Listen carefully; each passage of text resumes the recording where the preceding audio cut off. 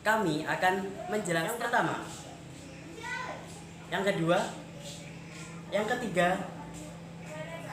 keempat, kelima. Yang pertama adalah pengertian metode ceramah. Metode ceramah adalah cara penyampaian sebuah materi pelajaran dengan cara penuturan lisan kepada peserta didik di dalam khalayak yang ramai. Zuhair ini berpendapat bahwa metode ceramah adalah suatu metode di dalam pendidikan di mana cara penyampaiannya kepada peserta didik dilakukan dengan cara penuturan lisan dan dengan cara penerangan kepada peserta didik. Metode ceramah dilakukan paling awal oleh Rasulullah SAW dalam penyampaiannya wahyu kepada umatnya. Tentang tujuan metode ceramah. Yang pertama, menyampaikan informasi atau materi pelajaran. Jadi, guru bertugas menyampaikan materi pelajaran. Dalam penyampaian materi pelajaran tersebut, guru harus menguasai materi yang akan disampaikan kepada peserta didik. Yang kedua, meningkatkan hasrat, minat, dan motivasi siswa untuk belajar. Jadi, guru di sini itu harus bisa membangkitkan minat, hasrat, dan memberikan motivasi kepada peserta didiknya agar selalu belajar. Yang ketiga, memperjelas isi materi pelajaran.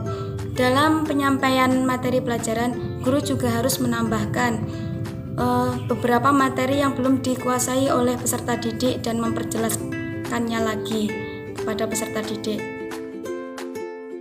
Suatu metode yang digunakan guru dalam mengajar sudah barang tentu mempunyai kelebihan dan kekurangannya. Begitupun dengan metode ceramah juga mempunyai kelebihan dan kekurangannya. Kelebihan metode ceramah: yang pertama, tidak terlalu memakan waktu dan tenaga yang banyak. Yang kedua, pelajaran berlangsung dengan cepat. Ketiga, pelajaran dapat dilaksanakan dengan tenang.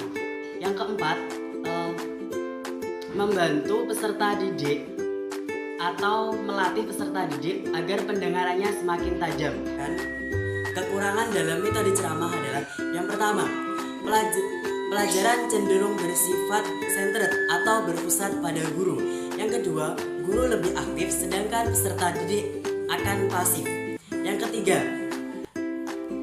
guru jika menggunakan bahasa-bahasa istilah dalam ceramah, maka peserta didik akan kurang memahami apa yang disampaikan karena tidak mengerti atau tidak memahami bahasa-bahasa istilah, sehingga proses pembelajaran menjadi verbalisme. Selanjutnya, langkah-langkah yang harus diperhatikan dalam penerapan metode ceramah ini ada 4. Yang pertama, langkah persiapan.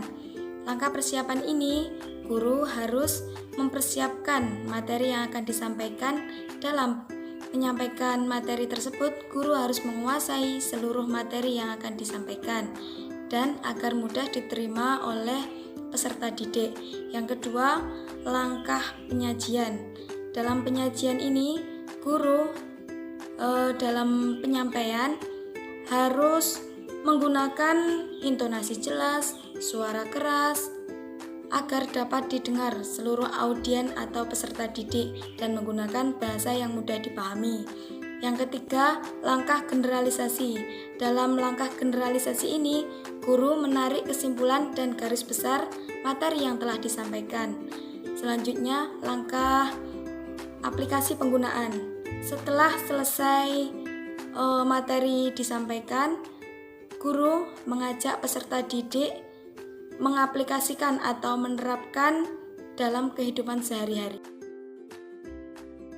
Langsung saja, yang pertama yaitu menyampaikan tujuan pembelajaran.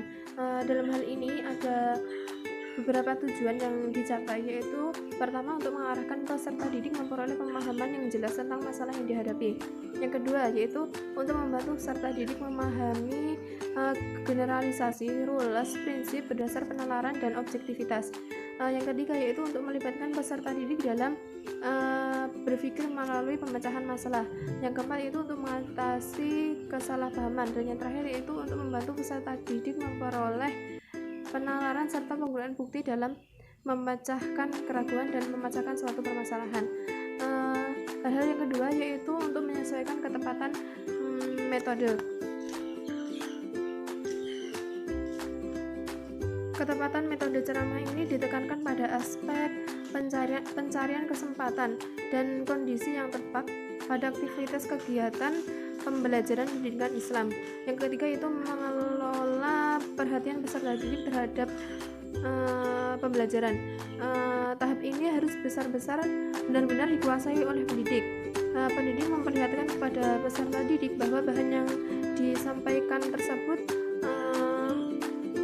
berguna bagi kehidupan mereka di sehari-hari.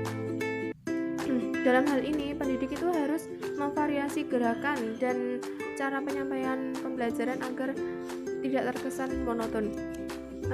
Hal-hal yang keempat yaitu presentasi materi.